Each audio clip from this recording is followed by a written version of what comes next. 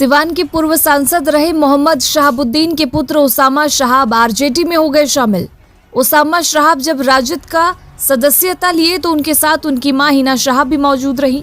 जी हां, आरजेडी के पूर्व सांसद दिवंगत शहाबुद्दीन के बेटे उसामा शनिवार देर रात को राबड़ी आवास पहुंच चुके थे, जहां उन्होंने राजद सुप्रीमो लालू यादव और तेजस्वी यादव से मुलाकात की। यह मुलाकात करीब 1 घंटे तक चली थी। चर्चा यह थी कि उसामा की भी एंट्री अब राजनीति में होने जा रही है। पिता की तरह उसामा भी राजद का दामन थाम लिए। उनके साथ ही उनकी मां हिना शहाब भी थी। जैसे ही मोहम्मद शहाबुद्दीन का परिवार फिर से आरजेडी में वापसी किया है, पूरे बिहार में माहौल गर्म हो गया है। आज 27 अक्टूबर को उसामा शहाब लालू तेजस्वी की उपस्थिति में आरजेडी की सदस्यता ग्रहण किए। तेजस्वी यादव ने आज सुबह 10:45 पर प्रेस कॉन्फ्रेंस का आयोजन किया था। इस दौरान उसामा शहाब राजद में शामिल हो गए हैं। लोकसभा चुनाव के दौरान राजद ने उनकी मां हिना शहाब को सिवान से चुनाव लड़ने का ऑफर दिया था।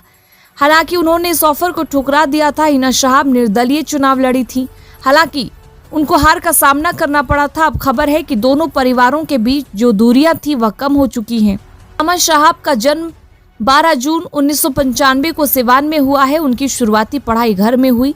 बाद में वह 10वीं की पढ़ाई के लिए दिल्ली चल गए थे। वहां कर्नल सत्संगी पब्लिक स्कूल में उन्होंने पढ़ाई की थी। इसके बाद उन्होंने GD गोयनका स्कूल नई दिल्ली से 12वीं पास की। उसामा आगे की पढ़ाई के लिए लंदन चले गए और यहाँ उन्होंने LLB की पढ़ाई की और फिर वह सिवान लौट आए।